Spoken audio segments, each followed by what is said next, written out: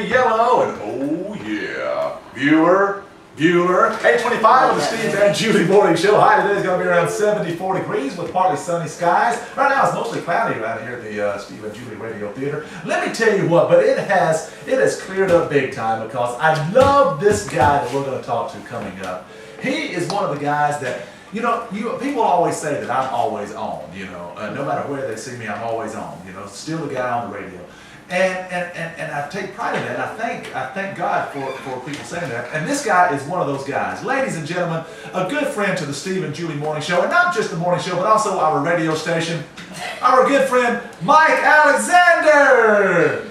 Good morning, hello. world. How you doing, man? I'm doing great. Thank you. Thank you all for tuning in to the Mike, Steve, and Julie Show today.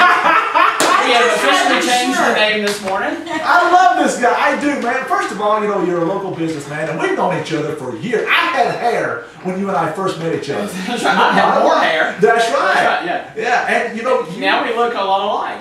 Yeah. You're a little shinier on top, but you're a lot you're better shape than I am. Well, wait a minute. Let me take my shirt off. Hold on a second. Hey, look at that! Yeah, man. Okay, Julie, you got a little drool right there on your chin there, But here's the thing: is we went for a while without seeing each other. I would see you going down the road, and I'd be like, "Hey, Mike!"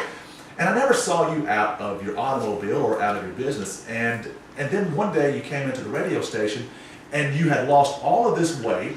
I thought, what in the world? Are you taking like kung fu or something? I mean, what's up, man? It was funny because there's actually a rumor going around that I had gastric bypass surgery because I was in the hospital for 4 days and then I lost 100 pounds. So people thought I had gastric bypass. People thought that I was doing all these shots and stuff, but I actually didn't have any of this stuff. That's right. And I had asked you that. I said, what did you do? And you said, I got diagnosed with diabetes. Right. And I was like, what?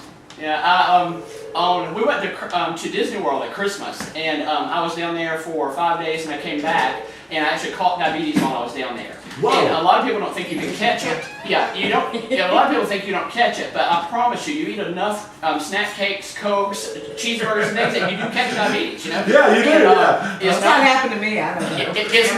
It's not guaranteed to catch it, but I mean, there's a good chance. Once you get up to 322 pounds, you might go ahead and get checked. How much were you? I weighed 322. Yeah, I mean, it's really on the front cover of my book. There's a picture of me with my swimsuit on. It's awesome. If since you're not, you can't see me right now, you can go to my Facebook page, The Day I Caught Diabetes on Facebook, and see that picture. It's an awesome picture. But that's all me there. I mean, that is all you. I promise you. The publisher really didn't want that photo as the front cover picture, but I won out because I thought that was a really flattering picture. You know what? But they could have put the way you look now, and I think this is powerful. It's an awesome picture. You're thinking about in a bookstore when it goes into a bookstore. So right now it's going to be Oxford Fest, and I know it's going to draw a crowd tomorrow because all these people are going to be standing around thinking, I got to get a picture of that. Now I'll have to tell you that front cover, it's not a scratch and sniff. It is. There's already been a few people that have tried it. It's not a scratch and sniff photo. It smells like. Hold on a second. You sure? Smells like chocolate. Smells like chicken. Smells like chocolate. Yeah, chocolate. Actually, the only Photoshop that was done on there is we had to get a little bit of crumbs off of my cheek there. But other than that, that photo was actually done. That was actually taken at some of my real good friends' house 2 years ago at the pool. We was at the pool, and in the book I talk about it because we had some friends that were like regular size there, and they had their shirts on sitting on the side of the pool, not swimming. And you see me, there you are. Yeah, baby. When Naomi started getting that camera out, I decided I needed to pose. We had no idea that 2 years later I was going to need a book cover, and that was going to be it. But it was awesome. 44 years of photos being taken, and that was that's the one. That's the one. That's the one right there. And I know that when people are looking through the bookstores, in New York, California, and all these places, when it hits big time, hopefully right after tomorrow's Oxford Fest. Yeah. They're going to be looking through there. They're going to see all these self-help books, and then see that book, and they're going to be like, wow. I got to get this book because he looks hot. And you know what? And then you flip it over on the other side, and I remember you coming across the finish line at Woodstock this year. And I talk about that in the book because it's really cool. I come across Woodstock. I did the Woodstock 5K. Yeah. Then I was diabetic. I started walking. The first day I went walking, I couldn't walk 10 miles.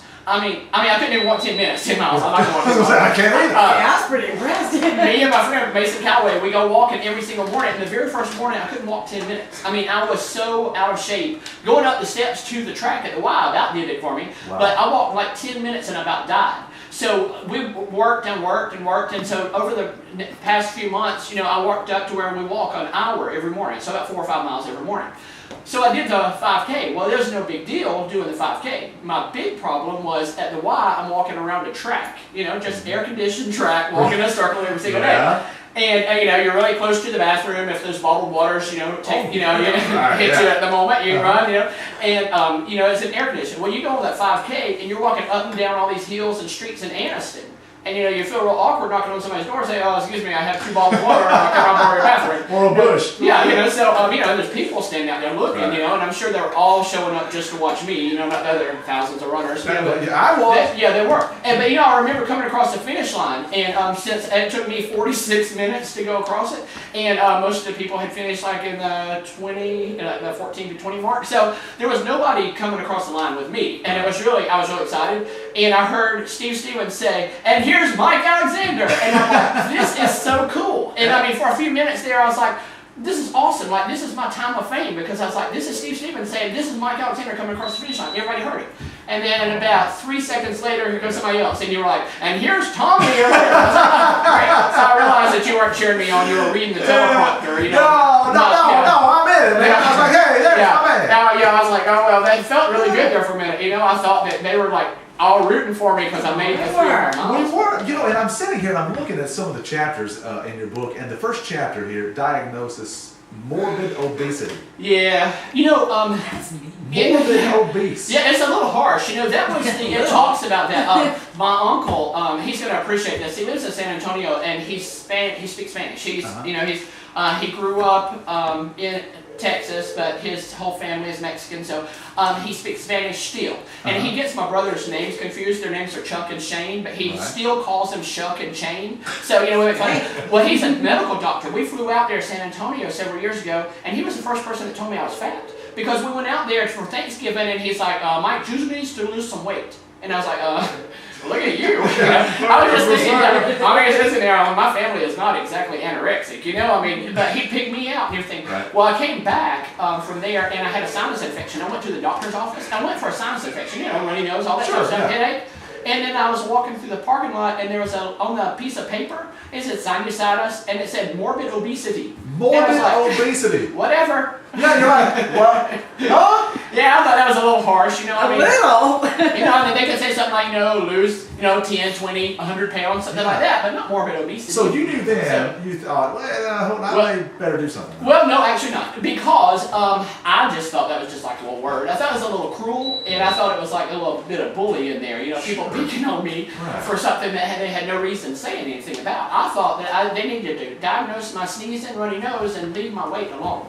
Yeah. And my wife and my kids have been on me forever, and my wife has tried to get me to lose weight. And I was like, "Oh, no, don't worry about it," because I knew I looked hot. At 322 pounds, I looked hot. I'll tell anybody that. So, as long as they made 4X shirts, I was good. So, as long as I could find clothes to wear, I had not had to contact Barnum Bailey for their old shit or anything like that. I was still able to buy shirts at Dillard's. Dillard's had 3 different shirts each season that I could buy, and Martin's had 3 or 4 shirts. And so, I had a choice of 6 or 7 shirts, my size, each season, so I was good. And if I be as a business owner, you just order t-shirts, they're really, really big, and you wear that every day, and you're all good. So, but now that I'm an extra large, it's amazing those stores have gotten bigger. Because the department for extra larges, you've got so much more selection than a 4X. Exactly. It's amazing. And I want to tell you what, this book, I urge everybody to get this book. There's a lot of questions about diabetes, that I don't know. But you also, another thing that I love about your book is you've got recipes. Meatloaf recipes. You've got strawberry shortcake. If you thought you were, if you have diabetes and you can't enjoy stuff, you got stuff that you can enjoy here. Right. Well, and this is the thing I talk about in the book, is I was diagnosed with diabetes, and it's a very serious thing. And my book, for the most part, is real serious. I mean, there are funny things in there, but it's a very serious thing, and I just look at it as a humorous way to look at a serious matter. But my doctor told me that I had to lose 50 pounds, and that was the first time I ever listened to anybody. Right. And I spent New Year's Eve in the hospital praying. And it talks about in the book, in which, kind of emotional here, it talks about in the book, for the first time in 44 years, I encouraged my wife and my son to go to church that night, because we had a thing at church. And for the first time in 44 years, I spent New Year's Eve by myself. So it was literally me and God in the in the hospital room, and I was just praying. I had visitors, come, but they'd come and see me, and then they had to go eat. They had to go to party and stuff. So, hey, good to see you, and then they got to go. So for 4 hours, I was just laying there, and that was the night that changed my life. And I had to make a decision. I had to make a change. And the doctor telling me that I had to lose 50 pounds was one thing, but me actually doing it was something totally different. And so what I decided was, for 4 hours, I was laying there praying. And the next day, I woke up, and it was like a totally different experience. I no longer dreaded having diabetes. I was scared to death. I had no idea. The dietitian came in and they're like, okay, you can't do this, you can't do that, you can't do this. They tell you all this stuff that you can't do, and it was freaking me out. And I was scared to death. So then they brought me the hospital food, and I don't know if you've ever had it, but being in the hospital for 4 days is a great way to become a diabetic, because you learn to not have any flavorings, any sugar, salt, anything. Which hospital were you at? It's almost like, you're laying there thinking, this is the rest of my life, And so when they come in with a needle, you're hoping that they give you something really strong, so you like wake up 40 years later or something. Yeah. But I decided that night, that I had to make some changes. So it was a total turnaround. And I had thrush in my mouth. And I talk about in the book that I think that it was the best thing that ever happened to me, because I couldn't taste stuff. But literally, I never drank anything but Coke. The only time I had water is like occasionally when I brushed my teeth, a little bit of water would go down my throat accidentally. Right. But I never drank water. It was Coke. 24 hours a day, and I could drink a 2-liter from the time I got home until I went to bed. I could drink a 2-liter Coke. I've not had Coke since the day before I went to the hospital. Not a drink. I have not cheated. I have not done anything. Well, but you look great, man. Well, I do look good. I mean, hot. I do look really good, and I have to, I look at that every morning in the mirror and stuff. Now, one thing I have noticed, though, as much as I have lost weight and everything, I've lost weight everything except my breast. Mm-hmm. So it's really not a good thing.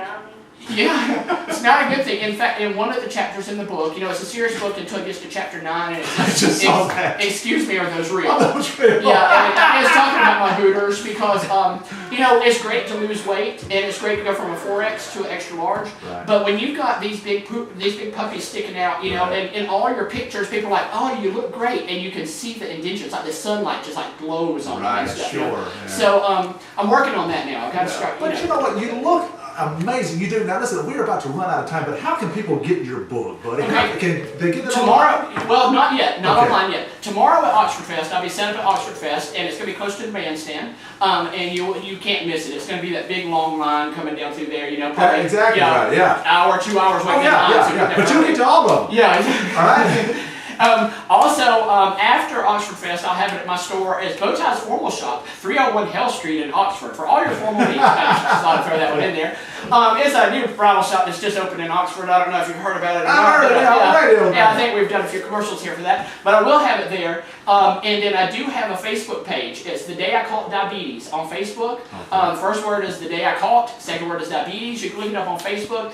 You can inbox me, give me your address and stuff. I'll tell you where to mail a check, and I will ship them. We're actually leaving here today to ship some stuff out. So awesome. Right. Well, good luck. Mike, thank you. I wish you the very best. Thank you for my copy and the shirts as well. I'll see y'all again Monday, because we're going to make this a daily show. Well, no, thank you all for tuning in to the Steve and Julie Show. Hey, ratings will skyrocket, baby. I'm telling you, Your ratings are going to be great today. So we appreciate y'all listening to us, and we'll see all y'all tomorrow at Oxford Fest. Mike, I love you, man. Thank you. You're an inspiration to us, buddy. Thank you. Appreciate it. You really are. Hey, be sure to check his book out. I promise you, you're gonna love him. You're gonna love the book as well. It's gonna help out a lot of people. Coming up, we got news. You can use sports and weather right here with the Steve and Julie Morning Show.